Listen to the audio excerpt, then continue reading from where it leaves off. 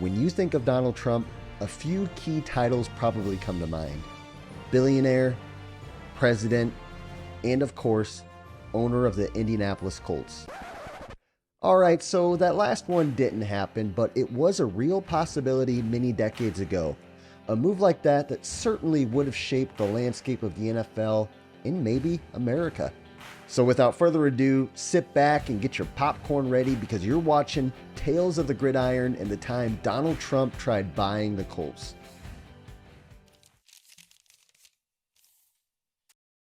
To better understand how Trump and the Colts were connected at all, we need to get in the time machine and go all the way back to the 1950s. Yes, back in 1956 when the Colts signed future Hall of Famer Johnny Unitas to a one-year, get this, one-year, $7,000 contract. If you're a math person, that equals to about $83,000 in 2024, but $7,000 back in 1956. And Johnny Unitas was one of the pioneers of the quarterback position. The Colts really were a marquee team back then, and their prominence continued after the AFL-NFL merger, where the Colts famously lost to the New York Jets despite being favored by 18 points, when Joe Namath famously predicted, "I've been talking for 2 weeks now." I said, "I'm tired of hearing it." I said, "I got news for you. We're going to win the game. I guarantee it." Now, the Colts did bounce back from that game, and they went on to win Super Bowl V in 1970. But after that, the trajectory of the franchise would change forever.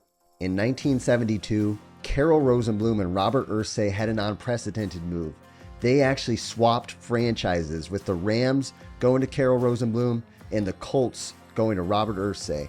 For Rosenbloom, he would have an opportunity at a larger market and bigger financial successes, whereas Irsay, he was going to a football city in Baltimore, and he really just wanted to own a team.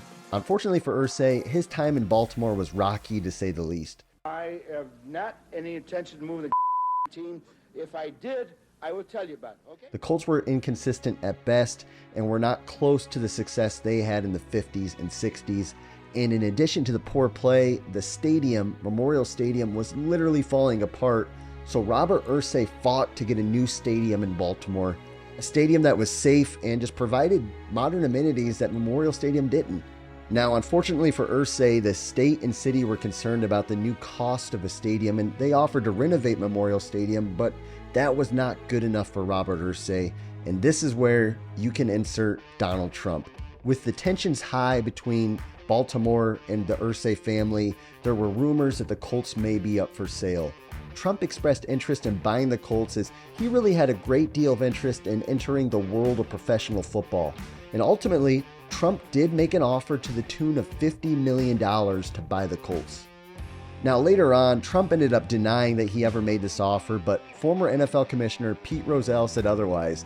Rozelle openly confirmed that Trump tried to buy the Baltimore Colts in 1983. Now, it's well documented that Pete Rozelle and Donald Trump's relationship was not great. Pete Rozelle preferred NFL owners who were long-standing football professionals or at least had a close tie to the sport, and Trump wasn't that. So after Trump's failed bid to obtain the Colts, he quickly pivoted to the USFL and purchased the New Jersey Generals. The Colts, on the other hand, remained under Robert Irsay's ownership, and on March 27, 1984, Maryland passed the eminent domain bill. This bill pretty much allowed the state to seize ownership of the Colts through legal means, which was essentially seen as a way to prevent the Colts from leaving. Robert Irsay responded very quickly, and the next day, on March 28th, he arranged Mayflower moving trucks, and he told those trucks to go to Indianapolis to make the team the Indianapolis Colts. Indianapolis was a pretty forward-thinking city, and they had a stadium already built that could host an NFL team.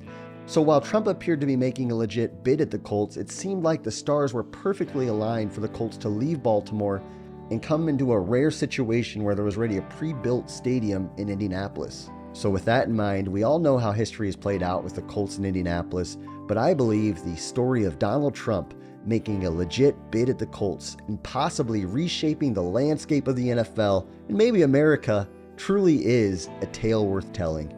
And if you're interested in future content, go ahead and subscribe to this channel and comment below what NFL story you would like to hear next.